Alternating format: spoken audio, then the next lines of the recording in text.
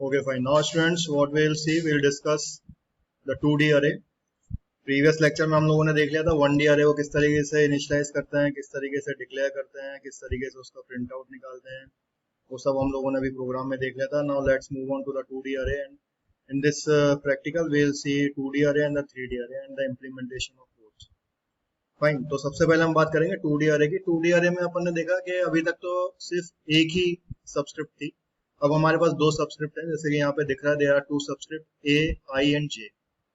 अब इसके memory representation को हमें समझना पड़ेगा students.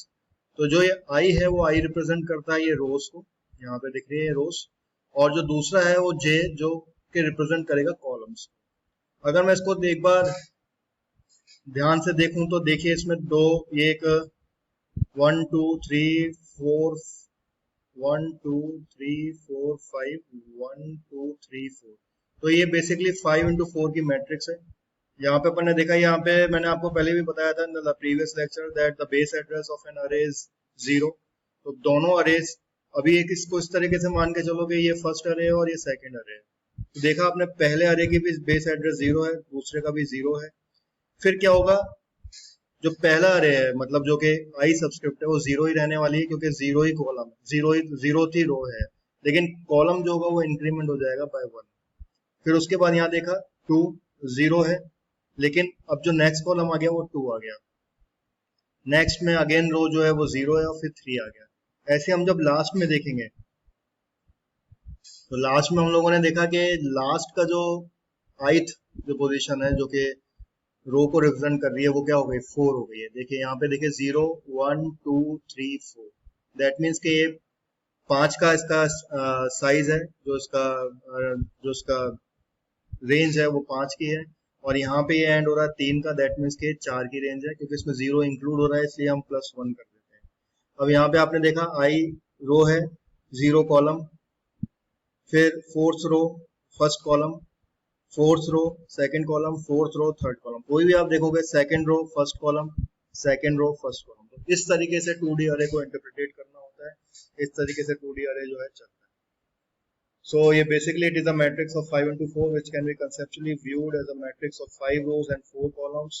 Point to be noted here that the subscript starts with the 0, which means 0 0 would be the first element of the array. तो जो ये एलिमेंट होगा, जो ये वाला पार्ट होगा, ये फर्स्ट एलिमेंट ऑफ एन अरे होगा. उसके बाद इस तरीके से वो इंक्रीमेंट होगा.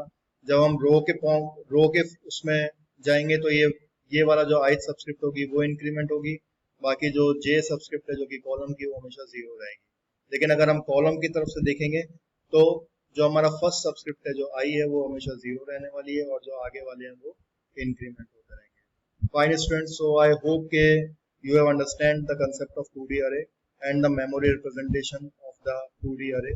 If you have any kind of query regarding it or any kind of doubt you are having it, you can write it on the comment section or you can write it on the Google Classroom. So I'll be uploading all my videos on the Google Classroom, and I hope that Atish sir has shared the classroom code with you all, and I have seen that a few of the students have joined the classes also. So students, I encourage you all to please join these classes, all the classes of your semester, because we are all stuck in this pandemic situation, coronavirus. Anyways, fine. So now what we'll do, we'll see the implementation of the 2D array, how we will implement the 2D array. Fine. So what I'm doing here is I have just implemented one program which tells me the addition of the two matrices of order of 2 by 2. So what I'm doing is here I am taking the 2 by 2 matrix and I take the sum of it. So let's see कैसे हम लोगों ने इसको किया. तो मैंने यहाँ पे इसको क्या किया है, फ्लोट में रिप्रेजेंट किया है कि हो सकता है कि वो वैल्यू 2.5 भी हो सकती है, और फ्रैक्शंस में भी हो सकती है, और वो हो सकता है कि इंटीजर में भी हो सकती है. तो मैंने तीनों के तीनों जो मेरे अरेज हैं, तो मैंने यहाँ पे ए एक अरे लिया है, बी एक अरे लिया है और रिजल्ट्स लिया है. तो आप लोगों ने देखा यहाँ पे दोनों, ये तीनों ही के तीनों जो वेरिएबल्स हैं मेरे किस तरह के हैं, 2 by 2 मैट्रिक्स के हैं, क्योंकि दोनों के दोनों जो है 2D अरे हैं. तो इसलिए इनका जो रिजल्ट होगा वो भी 2D अरे में ही होगा, और जो एडिशन होगा वो भी 2D अरे का ही होगा. तो सबसे पहले हम लोगों को क्या करना होगा, we have to take the values. Fine, we have to take the values from the matrix. So यहाँ से मैंने लिखा printf enter the elements of first matrix. उसके बाद मैंने यहाँ पे लिखा, पहले मैंने, अब यहाँ पे क्या होगा, अभी आपने देखा मैंने लास्ट लेक्चर में बताया था, फॉर रनिंग द अरे वी नीड अ काउंटर। यहाँ पे मैंने आई काउंटर लिया है और जे काउंटर लिया है, फाइन। अब यहाँ पे क्या होगा, यहीं पे मैंने इसको इनिशियलाइज कर डिक्लेयर कर दिया और इनिशियलाइज कर दिया। हमेशा ध्यान रखना, सी लैंग्वेज में किसी भी चीज को, वेरिएबल को सबसे पहले डिक्लेयर किया जाता है, उसके बाद उसको इनिशियलाइज किया जाता है। तो हम क्या करते हैं कि सबसे पहले उसको इनिशियलाइज करेंगे, सॉरी डिक्लेयर करेंगे। तो सबसे पहले हम इसको डिक्लेयर करेंगे, इसको बताएंगे कि ये इंटीजर टाइप का होने वाला है, क्योंकि काउंटर हमेशा इंटीजर टाइप का ही होगा। तो जैसे कि फॉर लूप का सिंटैक्स होता है, सबसे पहले इनिशियलाइजेशन होता है, उसके बाद कंडीशन चेक होती है, उसके बाद यहाँ पे आप देख रहे हैं इसको मैंने क्या करा है, इंक्रीमेंट किया है। ये किस तरह का इंक्रीमेंट हो रहा है, कोई बता सकता है? प्री इंक्रीमेंट है ये। और जब मैं आई प्लस प्लस लिखता हूँ तो पोस्ट इंक्रीमेंट होता है। प्री इंक्रीमेंट में क्या होता है, पहले वैल्यू इंक्रीमेंट होती है, फिर उसके बाद यूज होती है। लेकिन पोस्ट इंक्रीमेंट में पहले वैल्यू यूज होती है, फिर उसके बाद इंक्रीमेंट होती है। But that is out of the scope discussion. अगर आपको कोई इसके बारे में पूछना हो, पोस्ट इंक्रीमेंट और pre increment, you can write it down on the comment section, fine. तो अच्छा, यहाँ पे मैं एक क्वेरी करना चाहूंगा, एक क्वेश्चन पूछना चाहूंगा, what is the difference between the for loop and the while loop? So if you have a answer just search for it, if you don't know, and if you have a answer then write me on the comment section. तो यहाँ पे मैं क्या करूंगा कि दो loop बनाऊंगा, आई और जे। तो सबसे पहले मेरे को क्या करना है, इनपुट लेना है। तो इनपुट ले लिया मैंने, यहाँ पे एंटर ए का इनपुट लिया मैंने। सबसे पहले यहाँ पे लिखा %d। यहाँ पे देखिए, यहाँ पे मैं लिख तो रहा हूँ %d, लेकिन मैंने यहाँ पे क्या लिया, फ्लोट लिया हुआ है, तो फिर भी ये चल जाएगा, क्योंकि %d इसको एज अ इंटीजर लेगा। और फिर यहाँ पे मैंने क्या कर दिया, इसको i+1 एंड j+1। और उसके बाद मैंने यहाँ पे स्कैन एफ कर लिया। तो स्कैन एफ मैंने यहाँ पे क्या लिखा है, %f, दैट मीन्स कि फ्लोट वैल्यू होने वाली है। और ये m% क्या रिप्रेजेंट करता है, इसका एड्रेस। तो ये a का एड्रेस हो गया, और ये फ्लोट वैल्यू होगी, और ये इसको स्टोर कर देगा। फाइन स्टूडेंट्स, तो आई होप कि मेरे को ये फर्स्ट जो फॉर लूप है वो समझ में आ गया होगा। अब इसी तरीके से मेरे को बी मैट्रिक्स का करना है, इसमें भी ये इनपुट लेना है। तो सेम प्रोसीजर मैंने यहाँ पे किया, फॉर लूप दो तरीके से लगाया, आई का लगाया, जे का लगाया। उसके बाद मैंने यहाँ पे बी की मैट्रिक्स मांगी, i+1 j+1 किया, और उसको सेव किस में कर दिया, स्टोर कर दिया %i। तो अगर मैं इस लूप को देखूं, इसकी फंक्शनलिटी देखूं, तो देखना है आपको, देखिए यहाँ पे आई पहले 0 है, उसके बाद कंडीशन ट्रू हो गई, फिर उसके बाद क्या होगा, ये नीचे आ जाएगा। नीचे आने के बाद J0 हुआ, ये कंडीशन ट्रू है, तो उसके बाद क्या होगा, यहाँ पे नीचे आ जाएगा। यहाँ पे नीचे आने के बाद अब इसका क्या होगा, सबसे पहले क्या हो गया, बेस एड्रेस। अभी मैंने बताया था 0 0, तो सबसे पहले बेस एड्रेस कौन सा हो गया इसका, 0 0।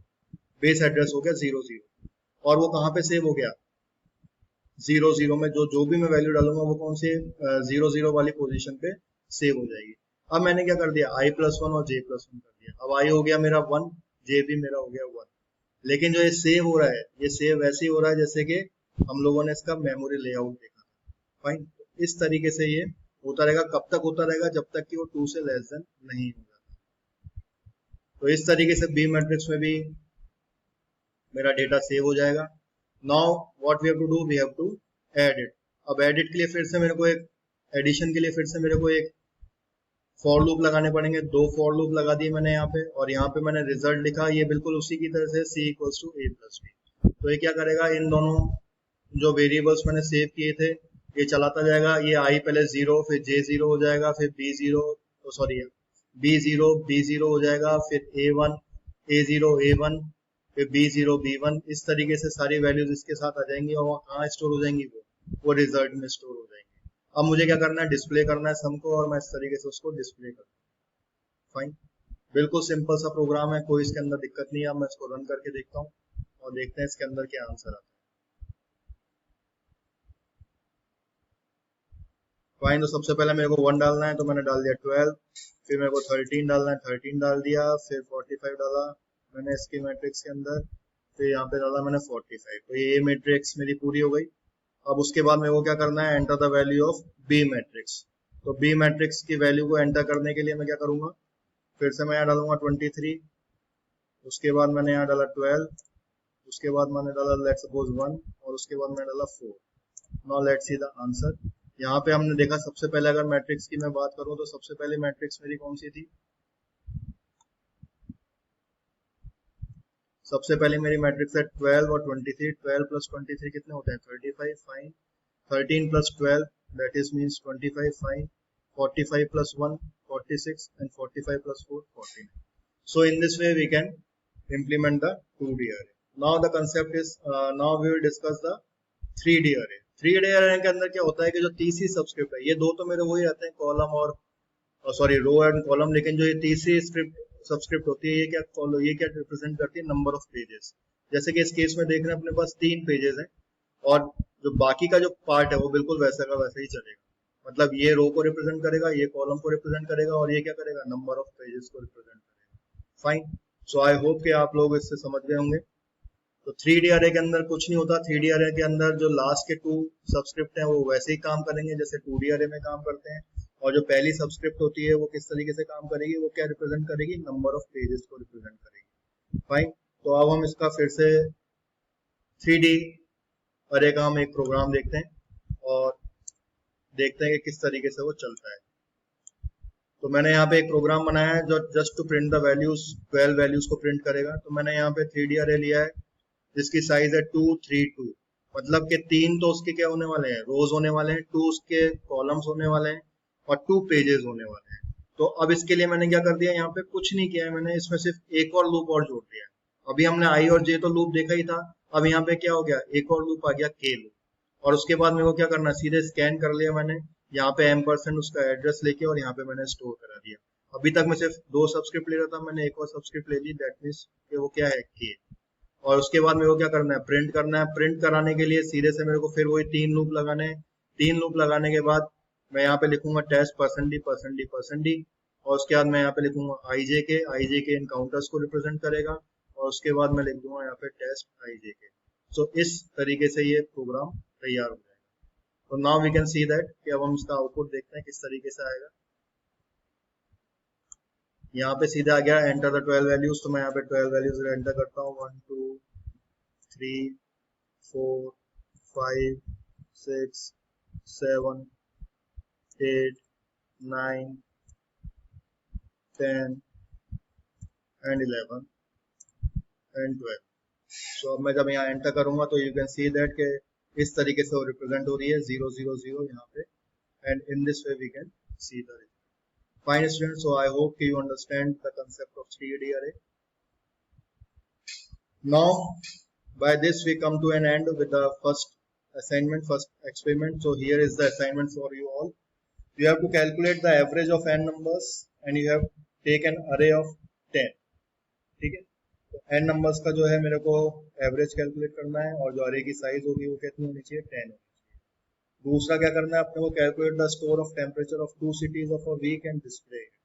अब इसके अंदर मैंने हिंट में लिख दिया है कि जो 2D अरे है वो मेरा फर्स्ट सिटी को रिप्रेजेंट करेगा, मतलब फर्स्ट सब्सक्रिप्ट को रिप्रेजेंट करेगा, और जो सेकंड जो है, जो सेकंड सब्सक्रिप्ट है वो रिप्रेजेंट क्या करेगी?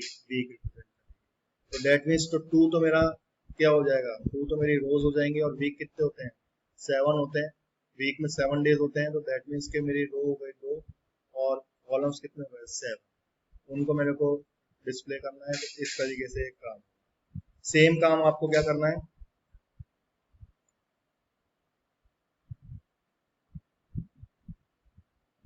फाइन, ये करिए आप। उसके बाद मैं आपको 3D अरे का भी एक प्रोग्राम बनाता हूँ, एक असाइनमेंट। 3D अरे के केस में आपको क्या करना है? Store the values in 3D अरे जिसकी मैट्रिक्स होगी ए, जिसकी सब्सक्रिप्ट होगी ए 2 3 और 2, और उसको डिस्प्ले करना है। तो 2 3 2 की 3D अरे की साइज होगी, फर्स्ट सब्सक्रिप्ट की होगी 2, सेकंड की होगी 3, थर्ड की होगी 2। उसमें आपको वैल्यूज स्टोर करानी है और उसको डिस्प्ले करना है। तो इसके अंदर स्टूडेंट्स कुछ नहीं करना, आपको 2 बार फॉर लूप चलाना है। सबसे पहले उसको प्रिंट वैल्यू लेने के लिए और दूसरा प्रिंट करने के लिए। So by this will come to an end with array practical. If you have any kind of doubt or any kind of query, you can ask me. And जितना ज़्यादा प्रैक्टिस करोगे उतना ज़्यादा फायदा होगा। तो खाली देखने से कुछ नहीं होगा, इसको प्रैक्टिस भी करो। So that will be beneficial for you all. तो प्रोग्रामिंग को जितने ज़्यादा प्रैक्टिस करेंगे उतना ज़्यादा ही अपने को समझ में आएगा। So fine, thank you students, thank you very much. So next time assignment के बारे में हम बाद में